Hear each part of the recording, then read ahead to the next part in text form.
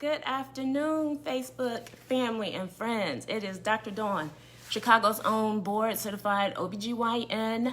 My mission is to empower women of all ages with pertinent medical knowledge and proactive reproductive health information that will optimize your physical and mental health and motivate you to achieve more for yourself. So lately, I've been getting a lot of calls, and I figured I'd come on board to talk to you guys because I have a couple of friends that talked to me and had questions about heavy menstrual cycles. What's interesting is heavy menstrual cycles can happen in all phases of life. Usually you first notice it as a teen because that's when you're first starting to have your menstrual cycle. But some women, even after they have stabilized and maybe had a few kids, they will, hey Tiffany, thanks for joining. They will notice that their cycles are getting, longer and heavier through the years. And this is before that perimenopause stage. Because we know with perimenopause, your cycles can change anyway, just because your hormone levels are changing. So let's talk about what we see as normal first. So girls usually will start their menstrual cycle anywhere from 9 to 11, 10 to 12. Anything between 9 to 12 is going to be normal. It really is going to depend on when you, as the mother, got your cycle. So that's a good way to anticipate when your daughter will have her cycle is when you had yours. It will take anywhere from 6 months to a year, sometimes longer, for those cycles to get regular and what's regular for you. Cycles usually will last about 3 to 5 days. So the first couple of days are usually the heaviest, and then it tends to taper from there. So 3 to 5 days is the average day time that we will have when you're actually on your cycle. And once your cycle normalizes, it's going to last about 28 days. So a lot of women, young girls, will come in because their cycles are heavy. So what is heavy?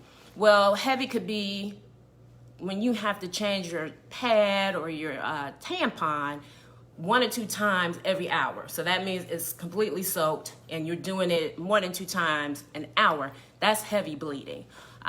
We also can have a longer duration of time. So maybe you're bleeding not necessarily very heavily, but it's lasting more than 5 days. It's lasting 7 days. It's lasting 10 days.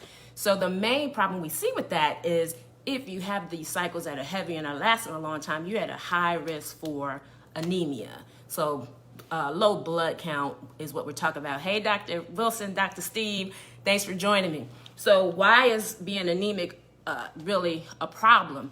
Anemia is a problem because, first of all, it really decreases your energy level. Blood is what supplies all your organs with oxygen. So every organ that's working is going to need blood. It's going to need oxygen in that blood.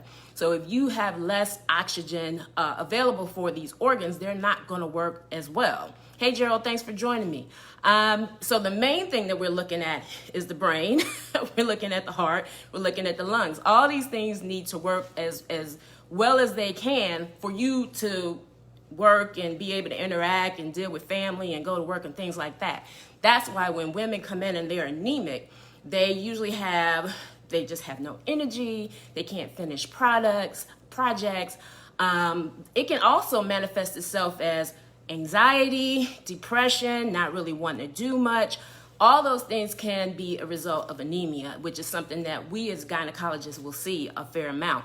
So we have to pay attention when our girls are telling us, hey, I think my cycle is pretty heavy.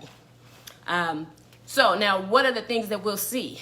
A lot of times with the young girls, because they are just getting used to these cycles and maybe they're not regular in terms of coming every 28 days, they may have it where they're having accidents. They're having, blood that seeps through the underwear, seeps through the pad or the tampon, and it may get into their clothing. And that can be really embarrassing for a young girl or even a grown woman where you're having so much bleeding and you're feeling self-conscious, you don't want to move around.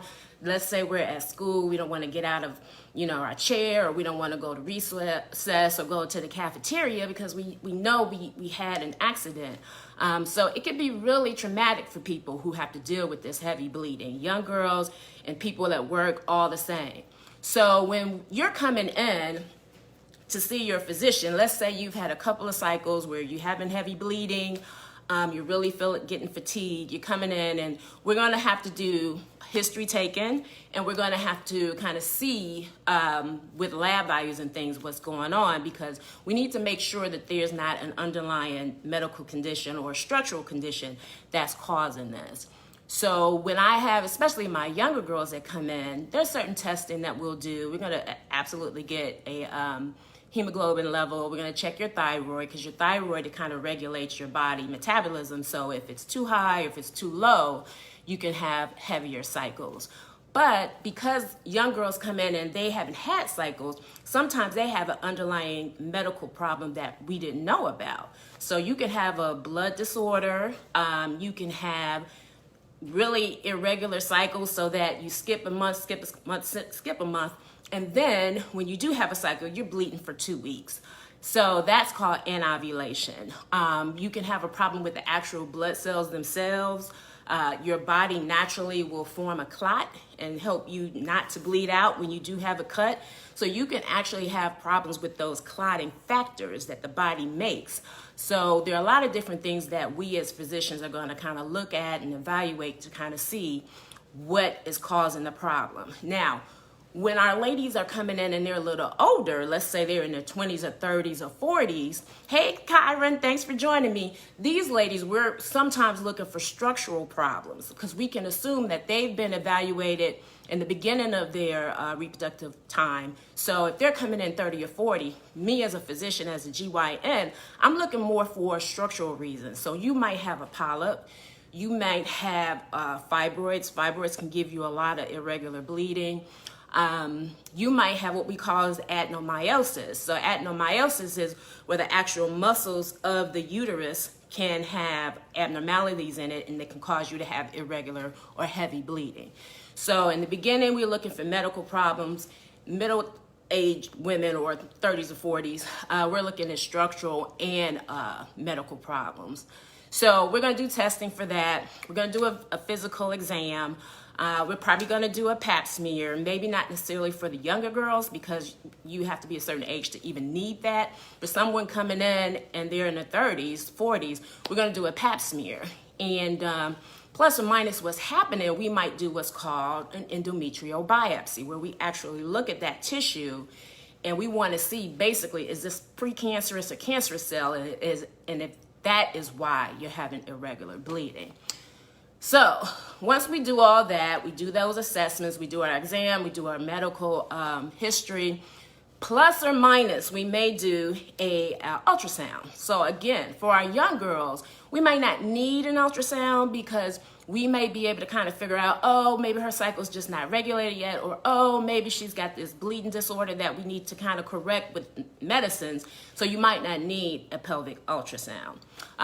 But for our ladies that are older, and maybe we are not finding anything with our medical history, and maybe the labs are showing you anemic, but not necessarily that you have a blood disorder, you're having regular cycles, then we would probably do an ultrasound, because the ultrasound, especially for GYNs, is really good at giving us what your internal organs, your uterus, your ovaries, what they will look like. So it's a very high chance that you'll have a ultrasound as a result of this.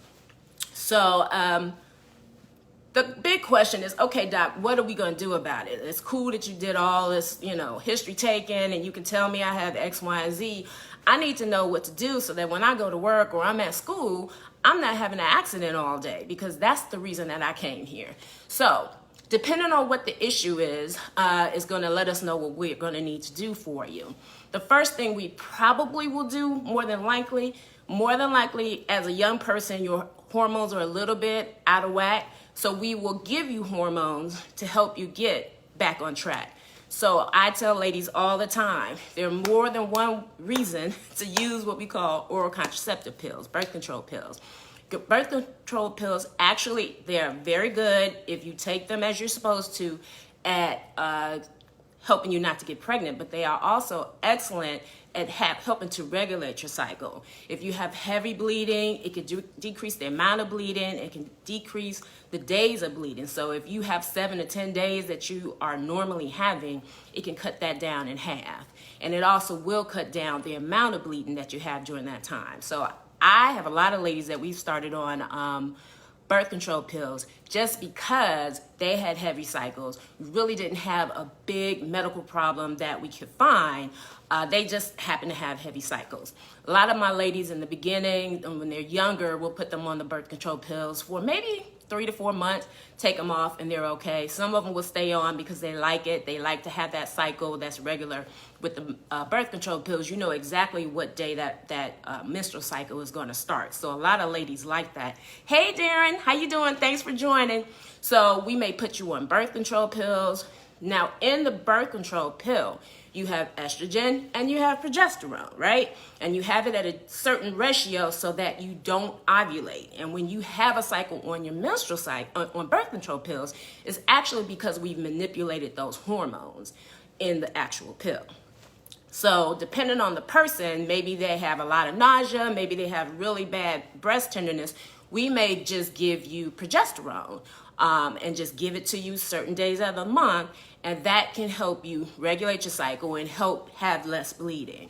A lot of ladies will use an IUD that has progesterone in it. So progesterone naturally occurs in your body, and it naturally kind of stabilizes that uterine lining. So you have estrogen that stimulates, progesterone that stabilizes. So if we give you medication that has progesterone in it, that's going to help stabilize it. And when we use IUDs that have progesterone in it, the main one that comes to mind for me is Mirena, but we have a lot more that are out now. They don't come to mind right now, but you're going to have an IUD that has progesterone in it. And that progesterone in that IUD is going to sit inside your uterus in this little area, and it's going to locally have the progesterone effect, which will stabilize and actually thin out your lining.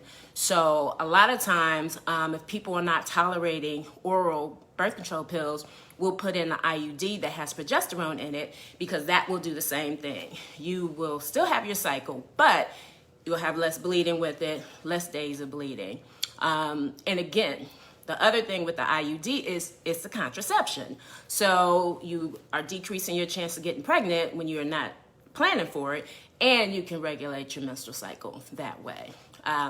So let's say this is someone that's older and we find a structural problem. Maybe they have a polyp, or maybe they have fibroids that are on the inside of the uterus, because your fibroids can really be anywhere in your uterus. It could be in the wall itself. It could be more so on the inside cavity. It could be more so on the outer wall where it's impinging on outside in your pelvic cavity. So if you have fibroids, and if those fibroids are more so in this cavity of the uterus, then we will do a procedure where we take that fibroid out. And usually taking that fibroid out will help with your bleeding pattern. So again, structural problems, we tend to see that more when our ladies are a little bit older. When we're talking about our younger girls, then that more is a hormonal manipulation or something that their body hasn't regulated how it's going to manifest is the menstrual cycle in them. So we have to give them a little help with that. So the main thing is, if your daughter is having a lot of heavy bleeding, if she looks like she has a lot less energy, she doesn't feel like doing the things that she wanted to do, she's a little moodier or not really into sports as much, get her into her doctor. And let's first make sure that she's not really, really anemic, because the other thing is, once we get you where you're not having heavy menstrual cycles, we still will have to supplement you with iron, because iron builds that blood supply. And so, like I said, the red blood cells are the cells that bring oxygen to your organs. So the iron will help increase your ferritin levels, which is one of the things that carries the oxygen, and will increase that level so that you will increase your red blood cell count. So you want to get in, because you want to also, for a time period, you'll probably have to be on iron. And we usually will do it every day, every other day. People kind of absorb it a little bit better, and you have less of a chance of something like constipation occurring. So hopefully this was helpful to you guys. If you got anything from this, I really want you guys to follow me on Facebook, Instagram, Twitter, not as much. I don't tweet that much, but I am on Facebook and Instagram. Check me out on my website. It's drdawnobgyn.com. That's Dr. Dawn with an E, DRDAWNE, OBGYN.com. And if you're thinking this is something that's beneficial, check out my link that I have below. I'm going to start doing classes with my young girls, really pertinent to things that they need to know. So check out that bit link that I have on the roadmap. That might be something you're interested in. But look for me again next week. If you have some topics you would like me to talk about, just hit me up message me, or you can even just hit me on my page, and I will be happy to talk to you guys about it. So have a good day, and we'll talk later, guys. Bye.